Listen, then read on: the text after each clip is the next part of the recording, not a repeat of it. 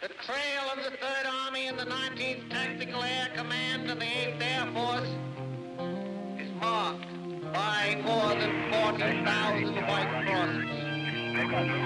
40,000 dead Americans.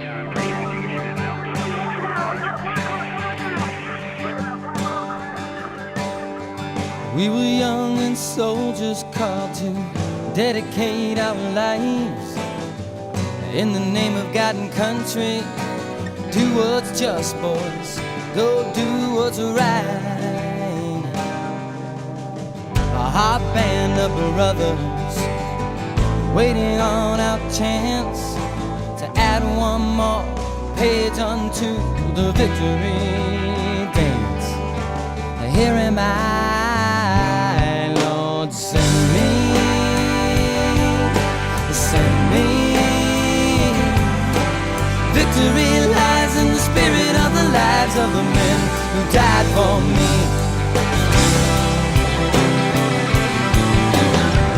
Then I heard the voice of the Lord saying, whom shall I send? And who will go for us? And I said, here am I. Send me.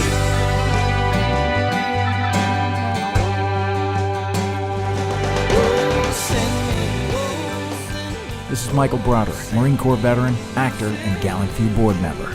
You are listening to the New American Veteran. Now here's Carl Monger.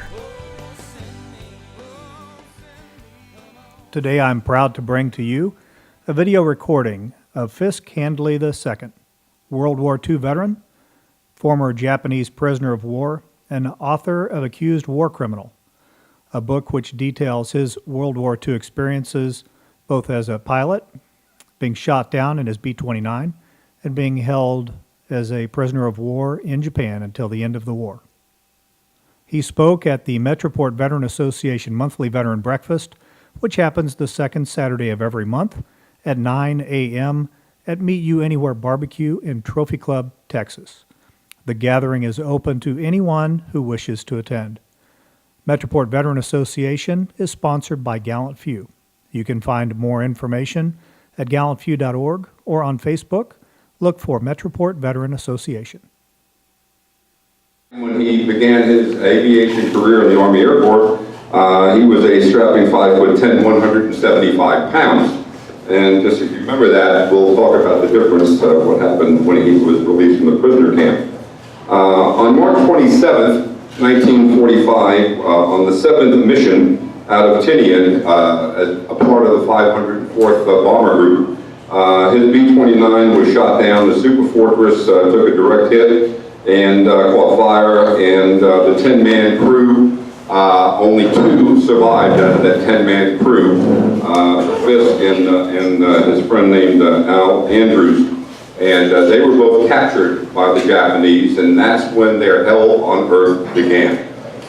They were labeled as special prisoners because the B-29s were known for firebombing the Japanese cities, and they were especially hated by the Japanese, and so their torture and what they endured was worse than most combat soldiers captured on the ground. And so he's going to tell us about that today. Were it not for the bomb being dropped on Hiroshima on August the 6th, 1945, and then 3 days later on Nagasaki, we don't know what might have happened to Fiske and Al had the war continued any longer. But on August the 14th, the Emperor of Japan, Hirohito, announced that Japan was going to surrender. And then on August 29th, 1945, Fiske and the others were released. And they were alongside the USS Missouri when the surrender documents were signed by the Emperor of Japan.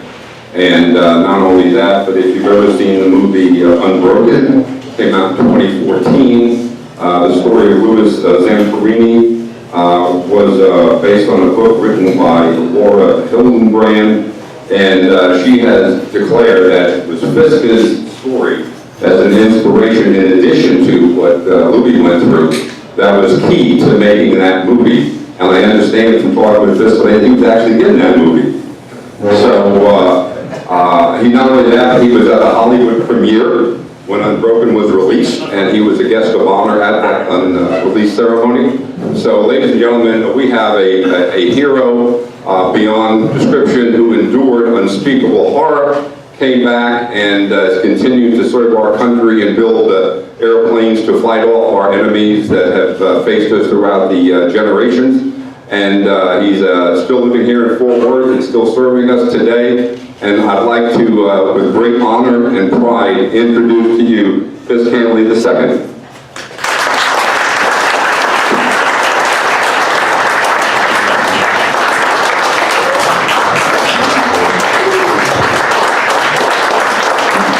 Thank you for that kind introduction.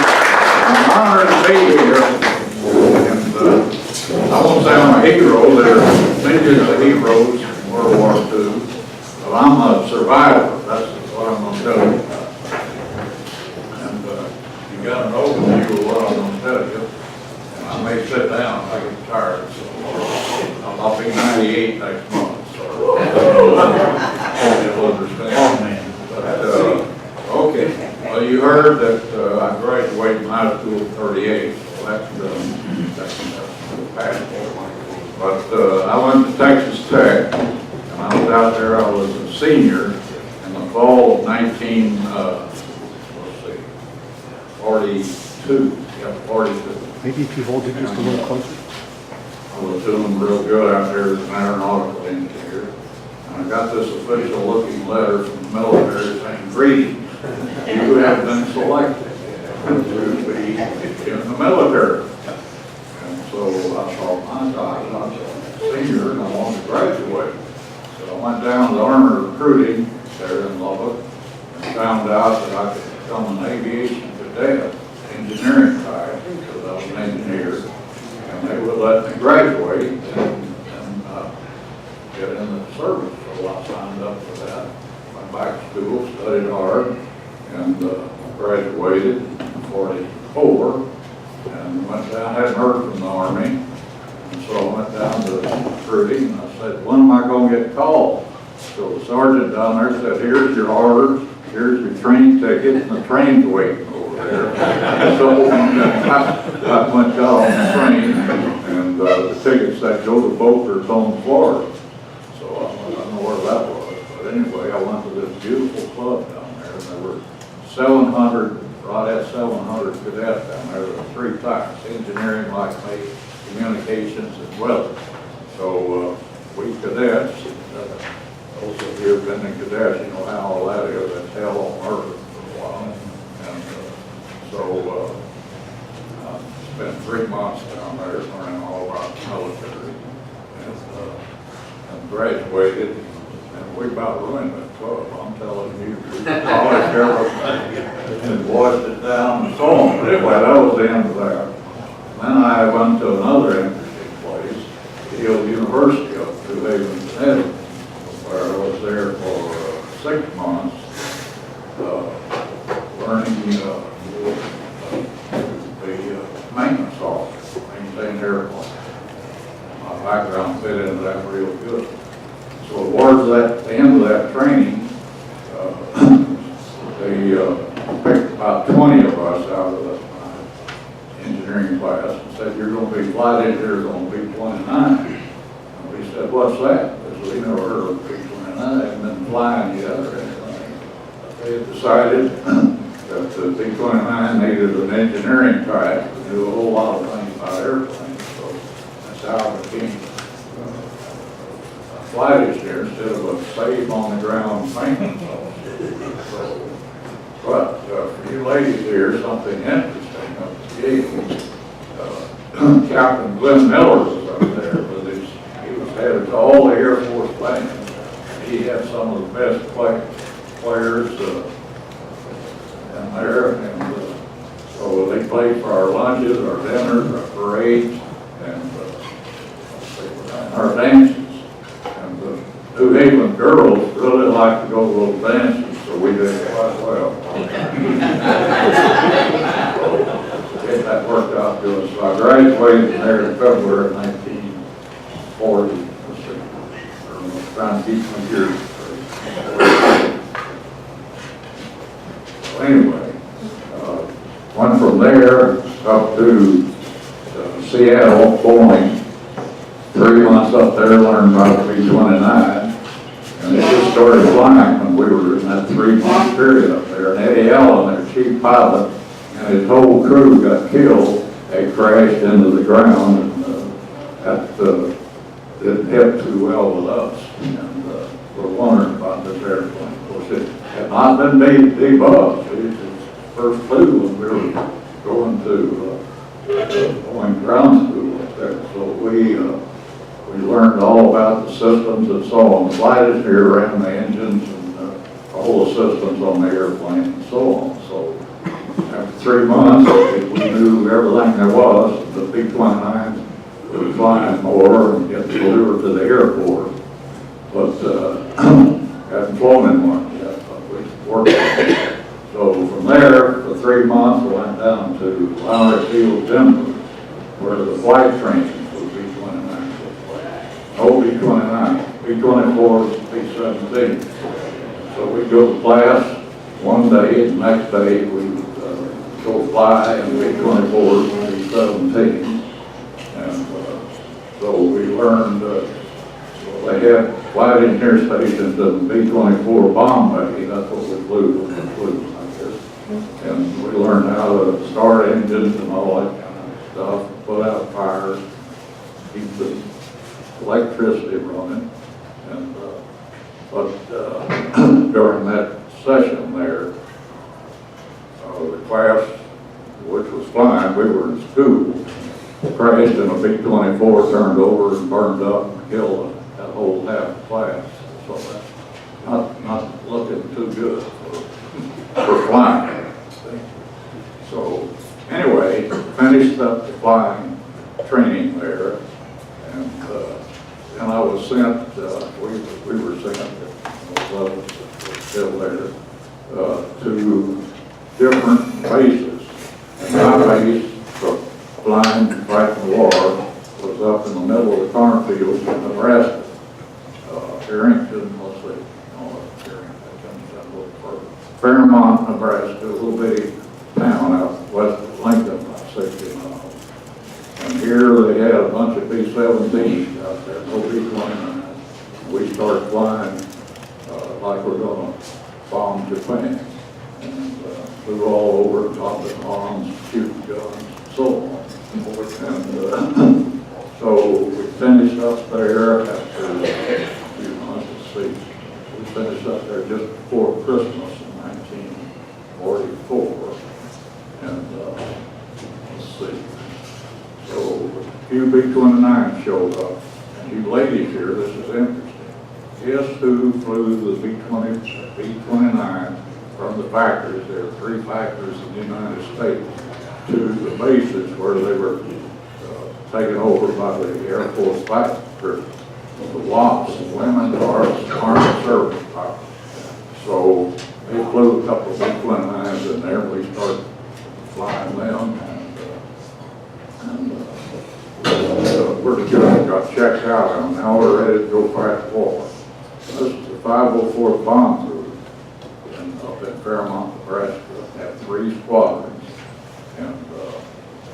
And I was in the 398 squadron there. And let's see what happened next. While we were training there, then General Arnold, head of the Air Force, picked our 393rd squadron out and sent them out to Wendover, Utah, and they became the atomic bomb drop.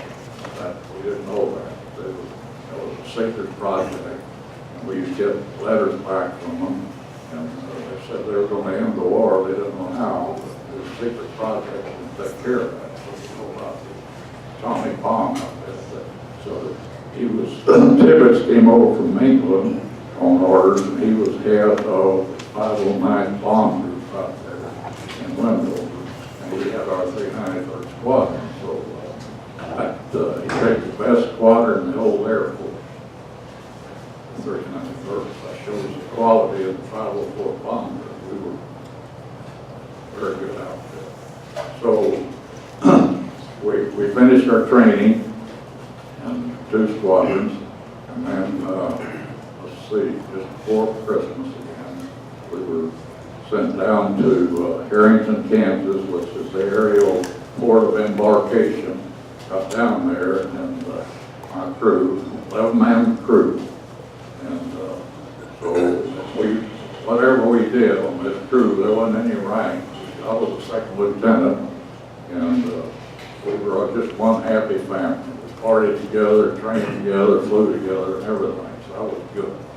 So we got to Harrington, and me being an engineering officer too, I went down and looked over these airplanes, and I picked out the best one they had there that the lost had flown in. I said, that's ours. So I got my way.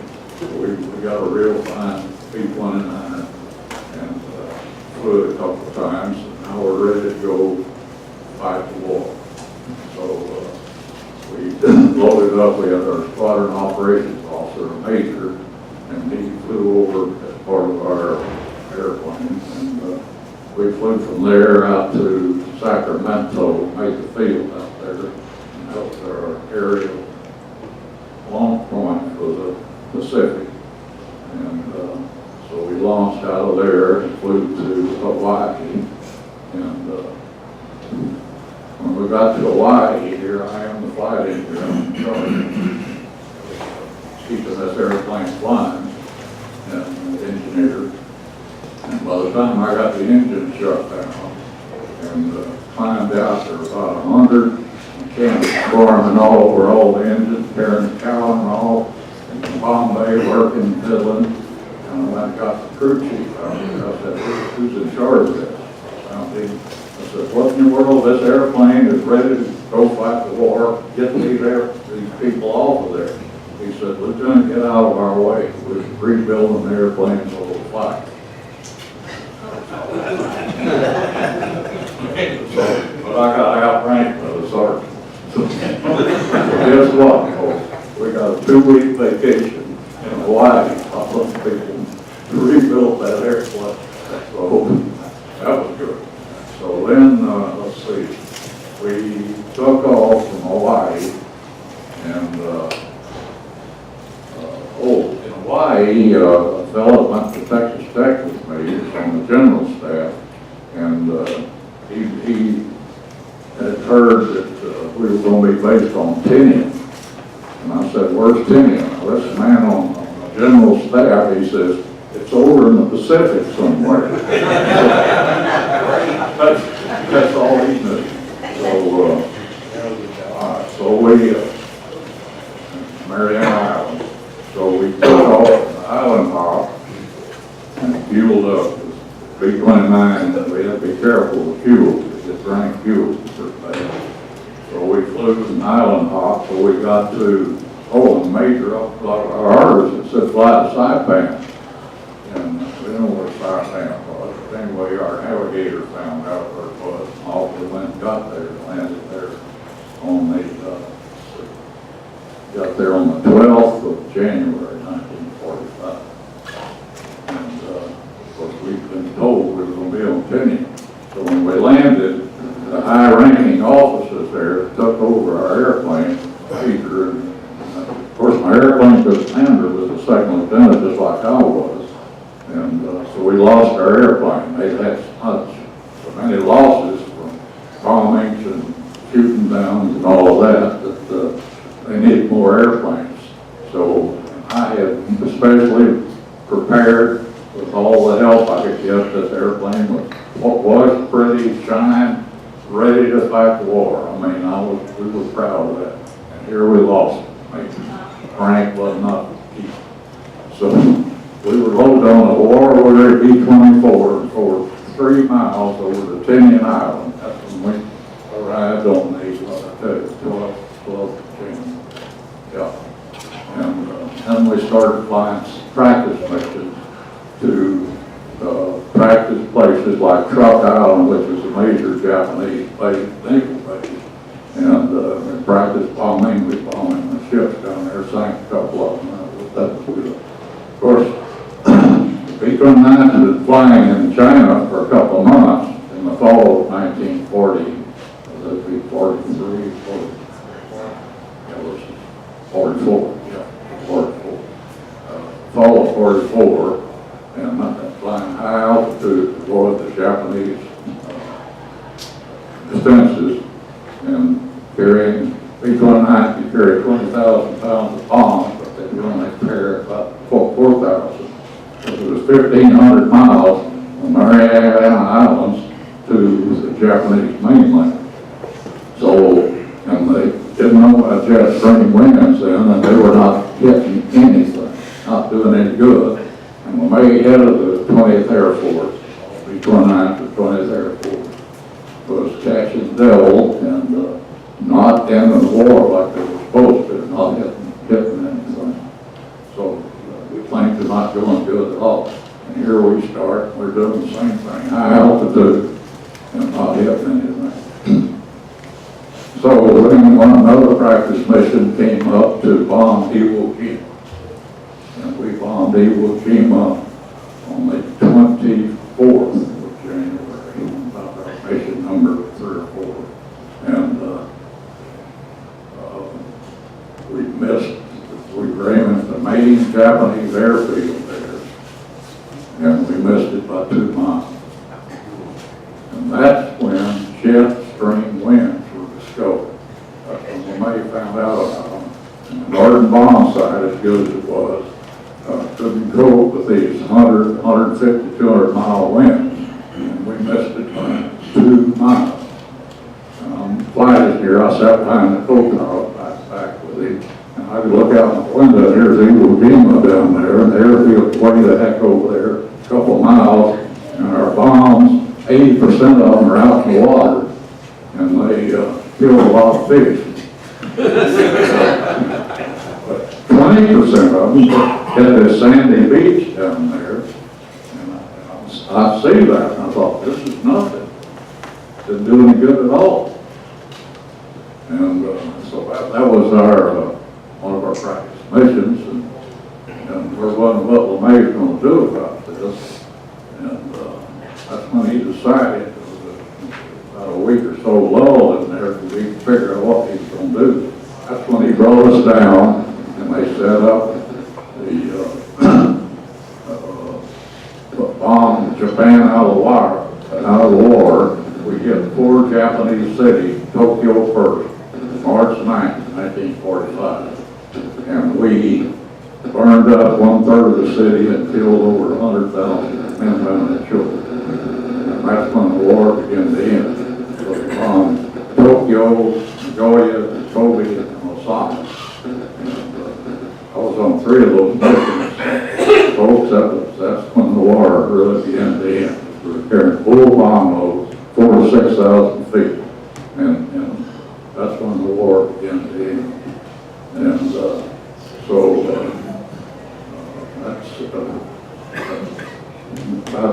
my training. I was training, these were training missions before, then that was the real mission, those bombing missions. It was 5 of those bombing, burn incendiary missions in 10 days. And then I was an officer in the Quonset, 3 crews in there. By the end of January, we were the only crew left out of those 3. So the casualties were terrible. Japanese were really shooting the devil out of us.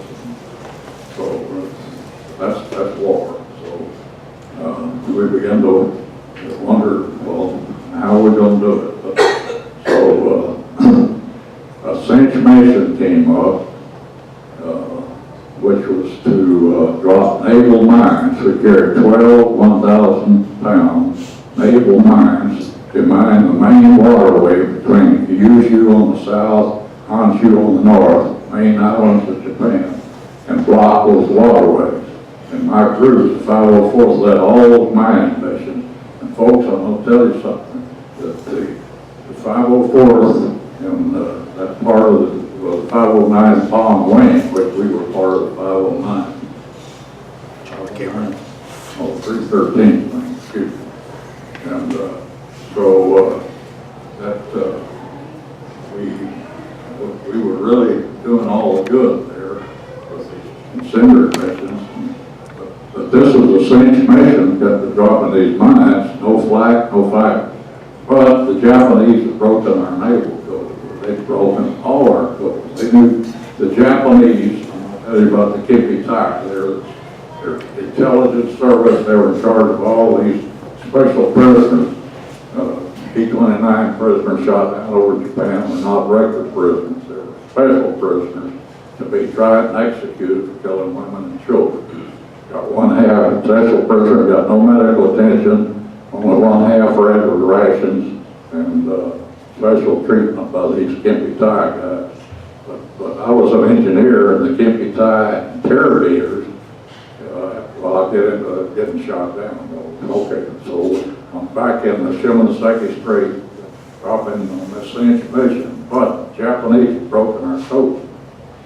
They knew the invasion of Okinawa was coming up in, let's see, March, and this was in, the end of March.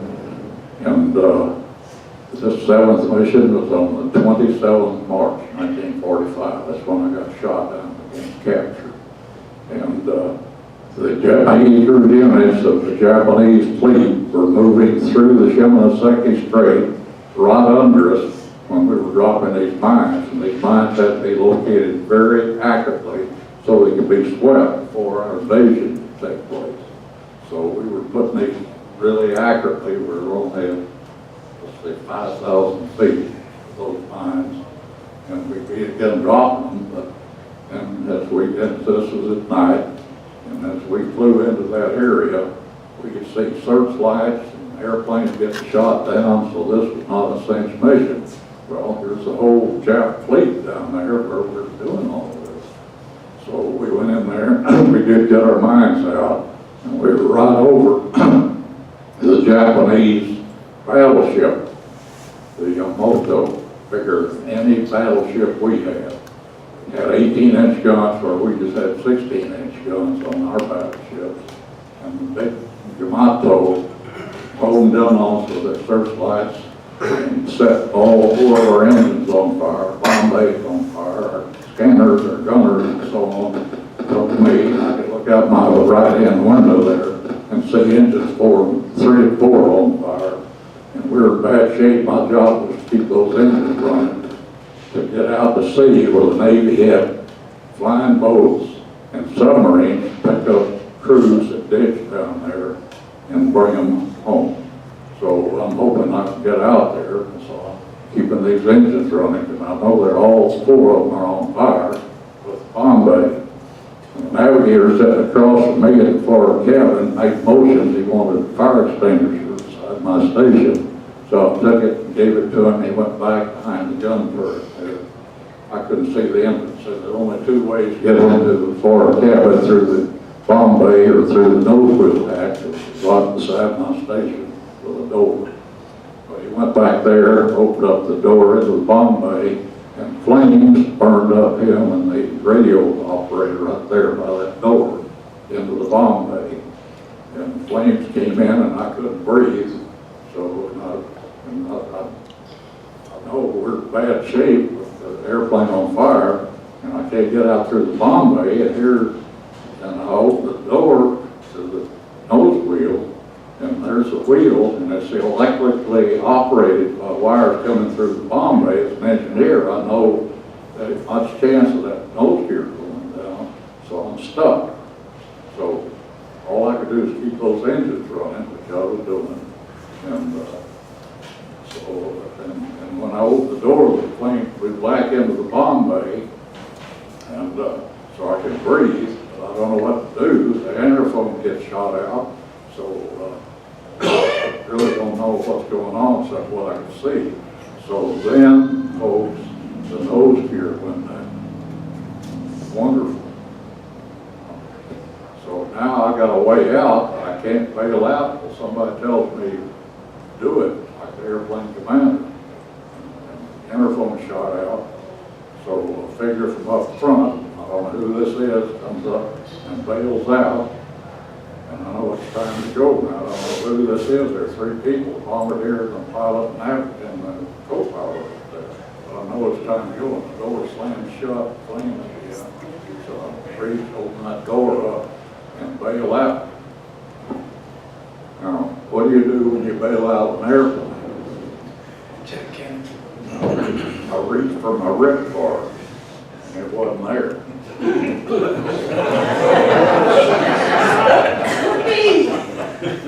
had armor plates with a cobalt behind me. In front of me, I had armored vest, which is over that rip cord. And I remembered then that rip cord was underneath there, so I reached down under there and pulled it. Parachute rope.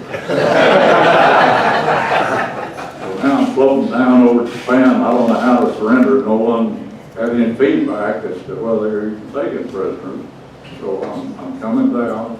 I have 45 right on my shoulders, automatic. So I decided I'm going to surrender, try to. That's that thing right there. And I'm coming. See, we were only 5,000 feet. And we were probably way below that where I failed out. But I'm over the island there, and rice paddies, and about 100 or 200 Japanese civilians were down there trying to figure out where I was going to land, and I hit right in the middle of it. And they closed in and proceeded to do away with me, men, women, and children. I don't blame them after all we were killed. So I'm in the process of getting lined out when a black figure in a black uniform waded in the center of them. Japanese were little people. This was a Jap policeman, taller than me, and they knocked him down several times. And but he got me away from them because the Japanese were scared of the police people, and got me out, put me on a fire truck, and I'm safe. I'm captured.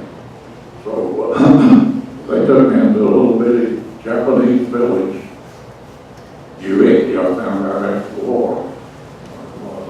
Up there where I got shot down. And there, they sat me on the mayor's sofa, and he's sitting over there looking at all this stuff that they got out of my uniform, survival stuff and all that. And they're trying to ask me questions. Two Japanese medics on the video, a man and a woman. I didn't even know I'd been shot. And Japanese flag off that battleship had blown up my rear end. The armor plate off of the Bombay protection right between my legs, so it saved me. But I got both sides and they completely doctored my wounds. These civilians, they didn't know about the rules. They couldn't work on field B29. But anyway, so I got some medical attention, and then the mayor was over there looking at all this, looked over, I was sitting on his sofa in his pretty office, and I bled all over, and that's when I was in deep trouble with the mayor. So they got me up, put me in a little cell back there in the mayor's headquarters, and so I'm captured, and then the Kimpy came and got me from there. And they were, let's see, on several B29 shot down, and only 2 out of our airplane made it. The rest of them, they went down. Didn't carry tail gunners because there wasn't any opposition predicted. So Kimpy and I have 13 prisoners, 1 crew, all 11 of them got out, and we're taking over where they are. All covered in my book. It's all written in there. And we were interrogated. They were pretty pushed out of shape, but we were dropping mines to sink their shipping. And so we were wondering what's next. They took all 13 of us. Whenever we were out of the cell, handcuffed, blindfolded, rope around the neck, and 1 Kimpy car. So after about a week or so there, in the southern part of Fuji, white whole thing. We were taken out, put on a train, and I'm wondering what's going to happen next.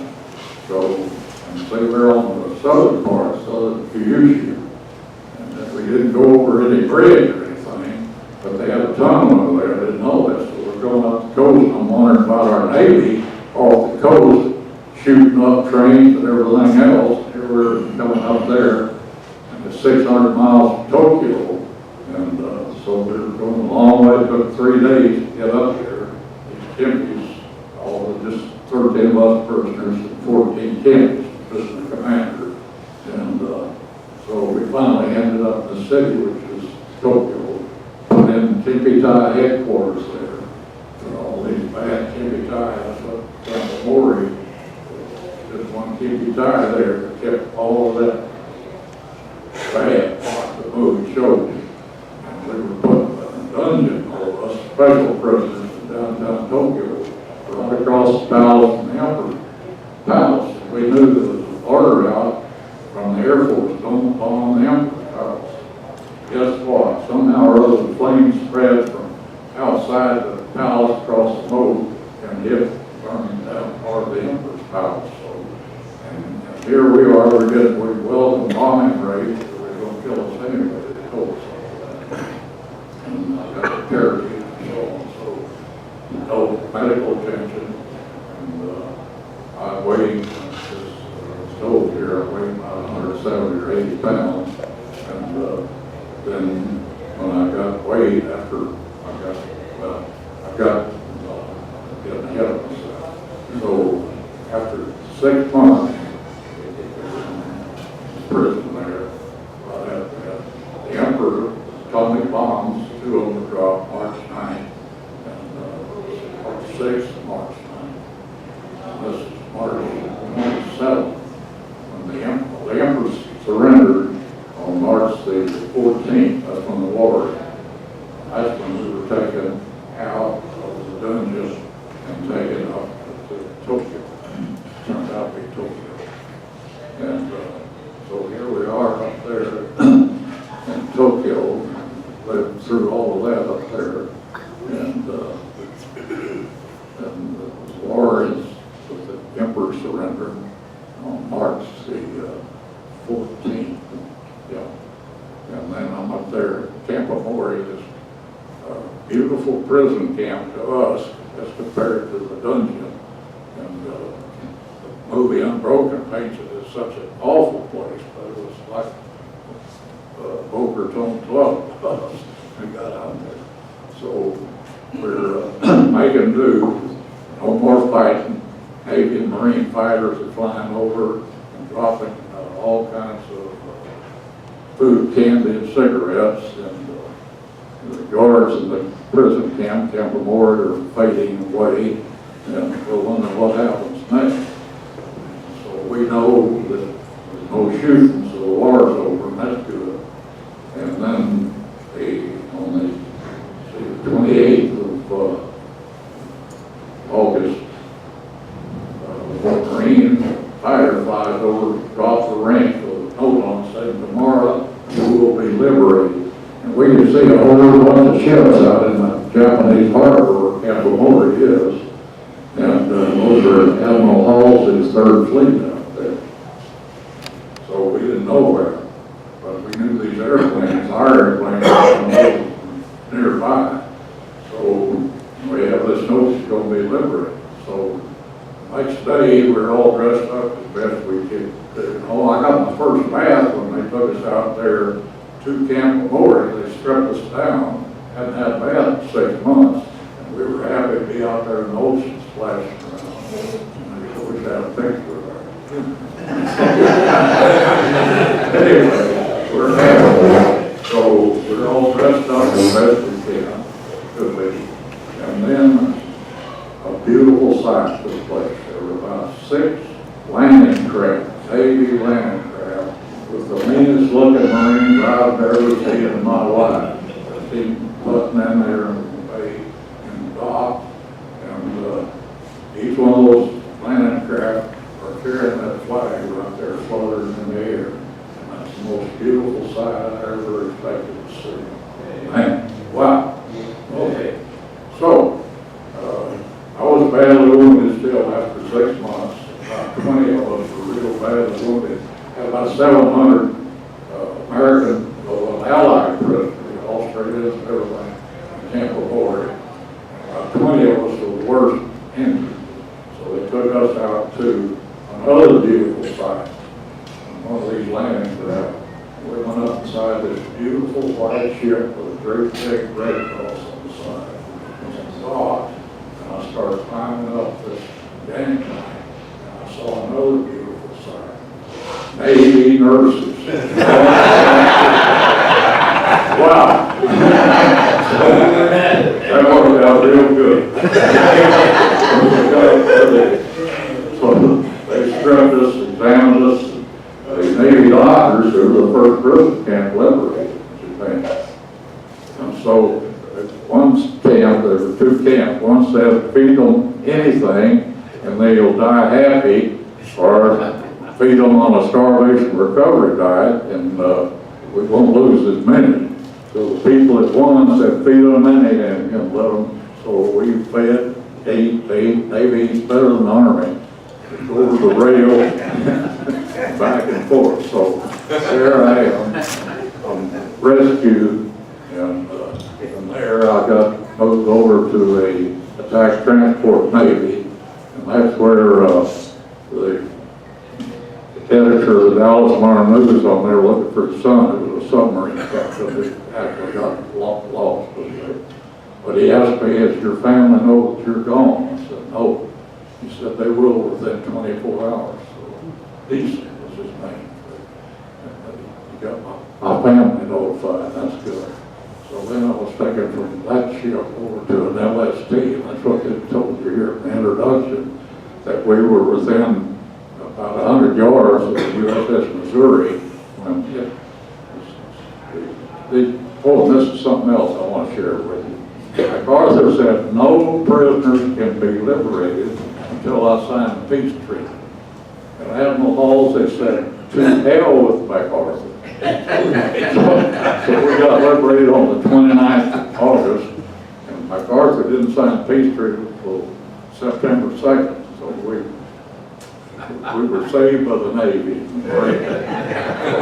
That's the end of my story, and I'm happy to be able to share it with you. So it's documented that I'm a survivor.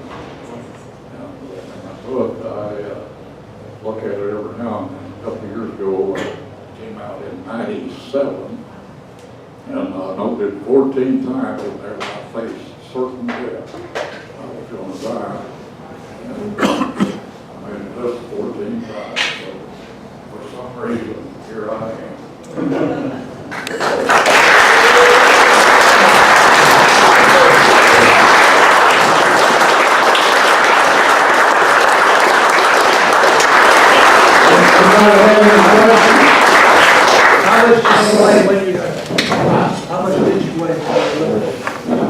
How much did you weigh when you 70 pounds. I would not have lived. See, the Japanese were starving, so we started out with one rice ball a day. They thrown in on the dirty floor. Done. And when I got there, they were only about that big. So we would not have lived. We were starved that much. Yeah. Did you ever learn why there was a decision was not made just to assassinate you? Well, anybody badly wounded died. They were poisoned. No, I mean when the war ended. When the war ended, did the Japanese ever consider just killing the prisoners? Killing who? The prisoners, rather than turning them That over? was all. The standing order out of here to the Japanese headquarters was to execute all prisoners, over 200,000 when the invasion started on 1 November. See, I knew these dates. This friend of mine in Army headquarters told me the dates for Operation Olympic. You used your first, November 1, 45, March 1st, Tokyo. I knew these dates. And I wish I had more time to talk to you. But see, the Japanese Jimmy Tide knew everything about everything. They didn't ask me about the invasion, our invasion. Because I know a little about it. I knew the data. But they knew everything about everything. And they were telling me what they were going to do to stop that invasion. I wish I had more time. If you'll take some time, I'll tell you that. Let me slide over behind Fiske. Let me slide over behind you here. I just want you guys to know that this wonderful book that Fiske wrote goes into far greater detail than what he shared with you today. We have some younger people here, and you probably don't want to hear the details of what they went through in POW camp. But this book will give you those details and help you to appreciate what Fiske and his comrade went through during their torture and imprisonment, and what condition they were in when they were picked up by those Marines he described. And so let me encourage you, if you want a copy of this book, there's only a few left, first come, first serve. But if you want one, you can go to the Metroportvets Association Facebook page and send me a memo. I'll put something out there. We can get a list of names of people who want it. The hardcover is a 35, the soft cover is a 30, and then we can make a list, and I'll be happy to come by your place and pick up as many copies as we order and deliver them and get them to you so you can have a copy. Yes, Carl? I wonder if there was one thing, Fiske, that you would tell a veteran today, advice? What one piece of advice would you give a veteran today?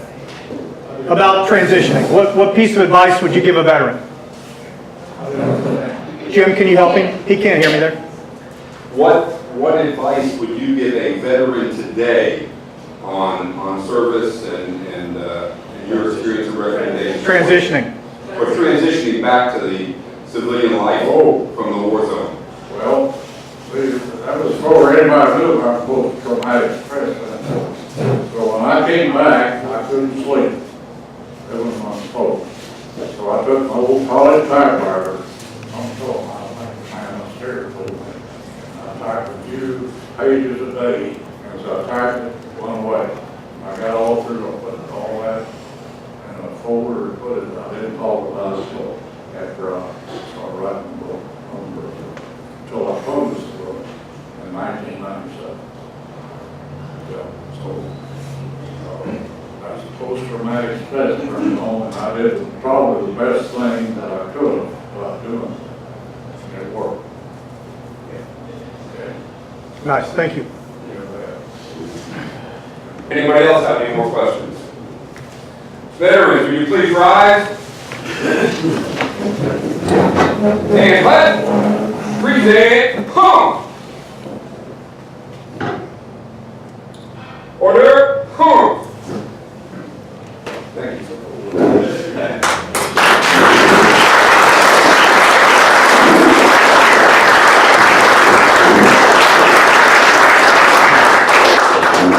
I live at Trinity Terrace downtown, all my artifacts and so on. It goes to the museum. Now called the National Museum Pacific War. And by the way, if you don't know, this hero is 98 years young. And God bless him. So 98, wonderful year. Ever asked the Army for a combat jump then? Yeah. Doctors don't understand me. I'll tell you that. 3 miles. Hey, really? I made an announcement. You were out of the room. The last command.